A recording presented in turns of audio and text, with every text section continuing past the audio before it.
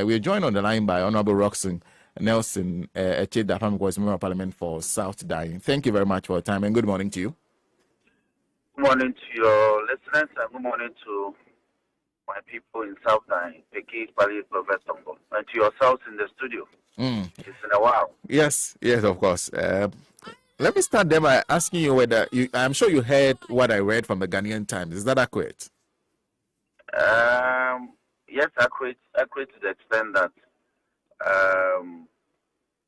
sometime last year, the NHI, the NIA, apologies, the NIA had to come to Parliament to brief us. I think they came twice. Now, when that happens, a report is generated to capture the issues that were raised and discussed and interrogated. So it was that report of the December encounter that had been brought to plenary for further debate and adoption, and that was what we did.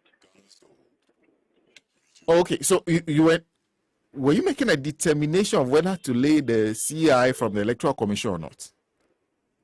Now, that was another business. Now, that business came up as a result of the engagement that the Special Budget Committee of Parliament, which is the committee that has oversight over the expenditure and accountability of the constitutional body Electoral Commission. So they also engaged the Special Budget Committee sometime last year. And it's as a result of that engagement that a report was generated for plenary for further debate and adoption. That also happened yesterday. So two things, because I think there's a mess up here. There's a famous voice clip of Honorable Haruna Idrisu making the rounds. So he was debating the Special Budget Committee report. No.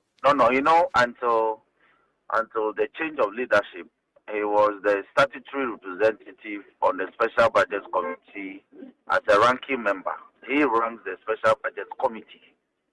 So the decision to allow him to second the motion to adopt the report of the Special Budget Committee emanating from his engagement with the Electoral Commission was appropriate because he is home to the issues. So he seconded that motion, and I seconded the motion in respect of the adoption of the National Identification Authority's report as a consequence of their engagement with the House sometime last year in December. So two separate engagements happened yesterday. So that report, the report which captures the concerns that were raised before the Special Budget Committee was properly adopted. Yes. There was no debate over that. There was a debate, but you didn't split hairs over it. The contents were adopted as reported. Now, two key issues emerged. The Special Budget Committee interrogated the decision by the Electoral Commission to introduce a new instrument, as it were, to enable them undertake continuous registration.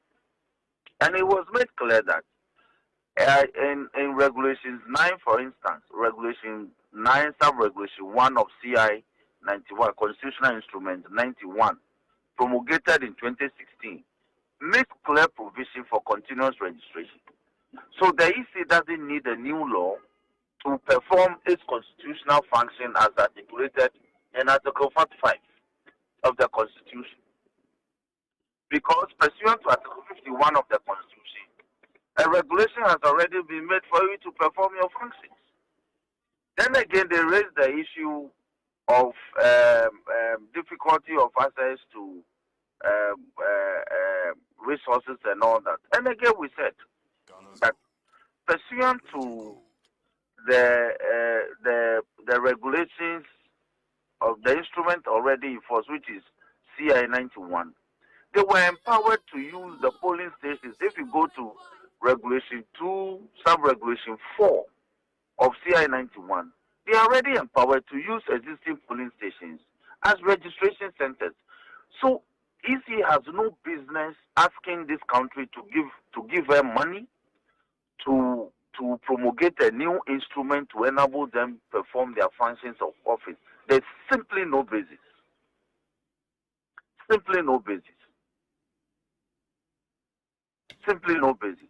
And again, the amendment of CI 91, which gave birth to CI 126, was in consonance with the Supreme Court decision in Abu Ramadan versus the Electoral Commission and the Attorney General. It was that decision that compelled EC to come back to Parliament to amend Regulation 1 of CI 91, which reflects in CI 126, which says that for purposes of identifying a prospective voter, you need a passport as an identification document. You need a national ID card as an identification document. And in the absence of these two, a relative or a person of some social standing to vouch for you. And this was the criteria they used in compiling the 2020 voters register. So why would the EC come to Parliament in just 2 years to seek to amend every single law in existence that helps them to work well? Didn't the EC say that after the compilation of the 2020 register that they have gotten the most perfect register that is possible on planet Earth for Mother Ghana?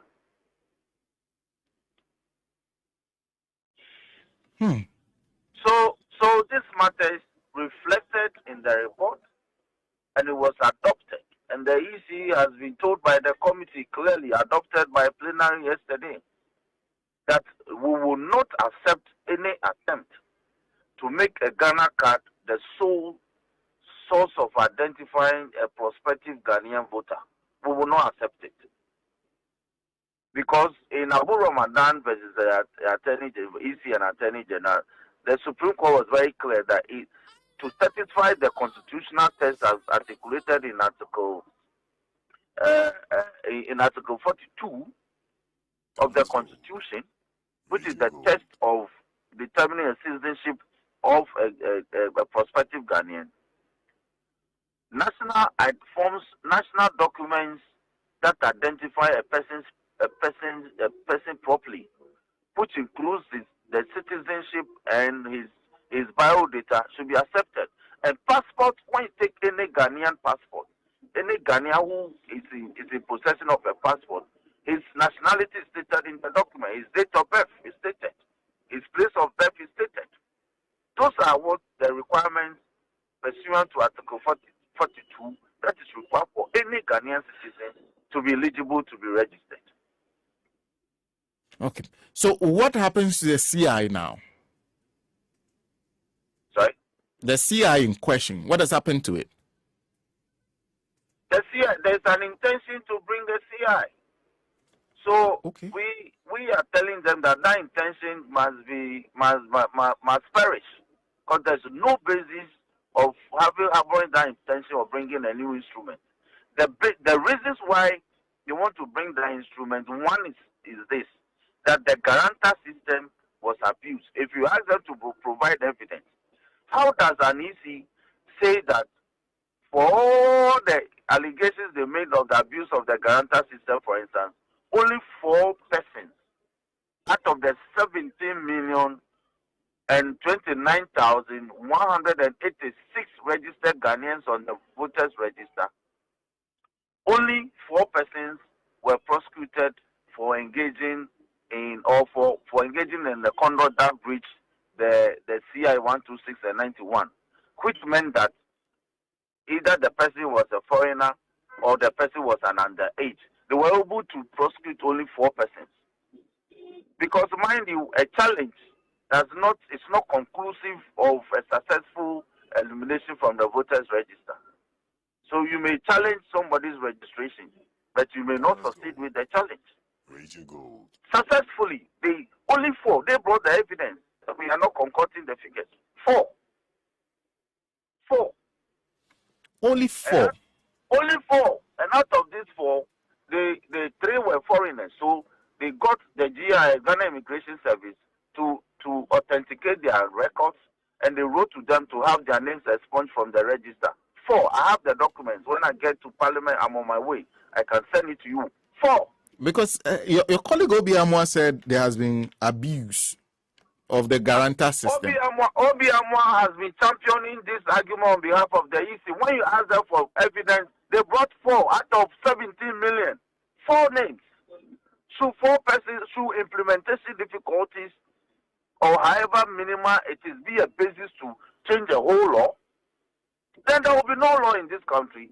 If you are having problems with implementation, if one person is supposed to guarantee for 10 persons and the person ended up guaranteeing for 11, for instance, should that be a basis to change the whole law?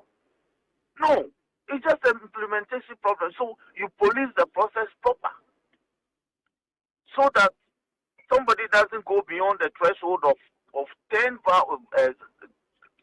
guaranteeing the beneficiaries of the guarantor system. Thank you for clarifying this for us, because initially our understanding of the reports we were reading was that there was a debate that the CI was before Parliament, was about to be laid when you arrested the process, and there's a debate. Before Parliament. Okay. There's no CI before Parliament. We raised the matter, and they went to try and say that there's no CI before Parliament. So as we speak, there's no CI before Parliament. We agree that there's no CI. There's only an intention to bring a CI, and that intention has been anchored on some grounds. Those grounds have been badly exposed as being baseless and unfounded. Ghana's gold. They claim they want to do continuous registration, so they need a new CI. There are provisions already in existing law giving them that power. They claim that the guarantor system has been abused. When you ask them for evidence, they have nothing. They have nothing. We cannot be whimsically changing our laws like that. The laws of this country must have some certainty. People must know that when the law says you don't drive on the left, you don't drive on the left.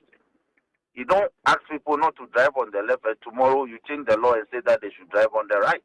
We can't be whimsically changing our laws. And let me conclude then by asking you, what then is the issue? Let me add this.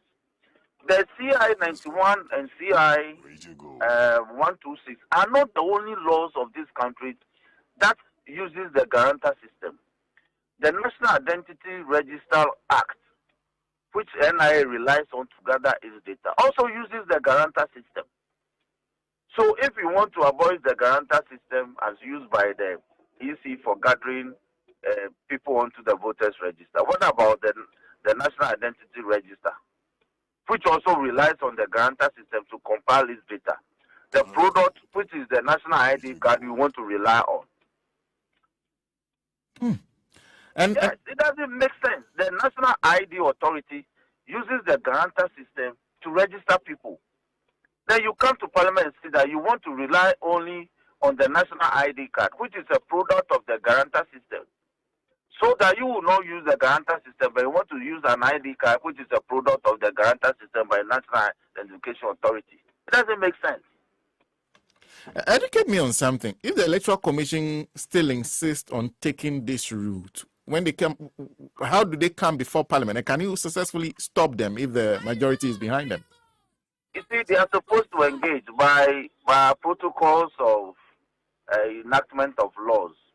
If we go to Article 11.7 of the Constitution, subsidiary legislation are part of our laws. And that being so, when any law that you want to lay via subsidiary legislation,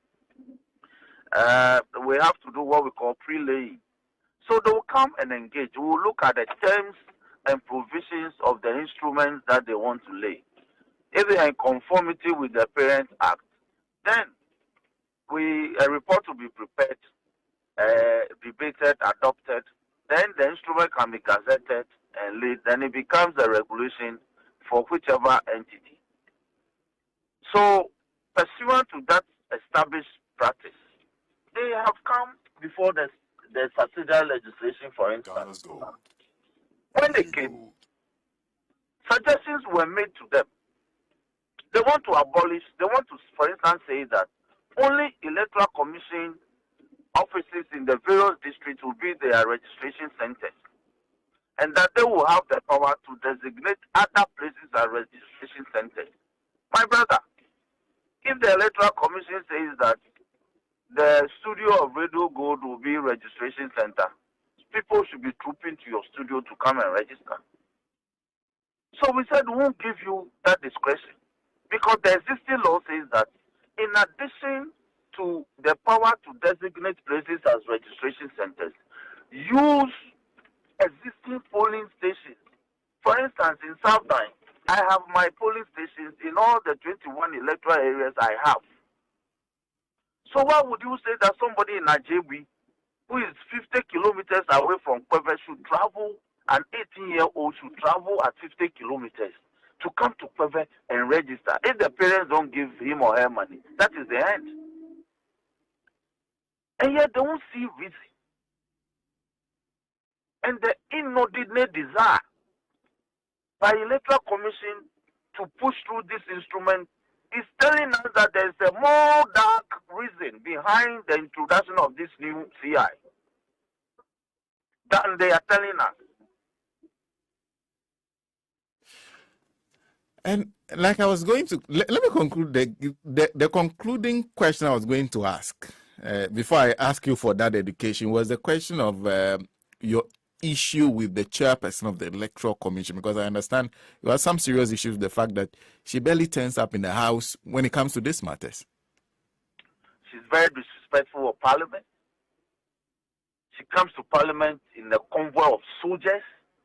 Sometimes comes like with 6 soldiers bearing arms, even at committee. And she'll come sparingly. She'll come and spend like 10-15 minutes and give excuse that she has another more important function, and then she will leave. So yesterday, when it was agreed that we should engage the joint agencies of the National Identification Authority and the Electoral Commission, after their respective reports were adopted by plenary, we were told that she had traveled to Nigeria because of the Nigeria election. So she had decided to go to Nigeria and sent her deputies. So we were very clear that minus her, we will not engage. The majority, they huffed and puffed, but we held sway. And we were told that it was not possible for her to be brought. But guess what? We've just been told this morning that she has been flown back into the country and will be in Parliament at midday today. Oh, we'll be in Parliament midday today? Yeah. What is she coming to do with you? Suddenly, the Nigeria elections can wait. We were told yesterday that the Nigeria elections cannot wait. Her presence was so paramount that Parliament will have to be ignored, and then we will have to listen to her deputies minus her. But when we stood our ground, we've just been told that she has been flown in and she will be in Parliament. We are waiting for her. And that will be on conversations on the same CI. Yes. As for the intention to introduce a new CI, they don't want to waver from it. We shall also insist that there is no basis to bring in a new CI. Well, thank you. Thank you. Thank you for speaking to us.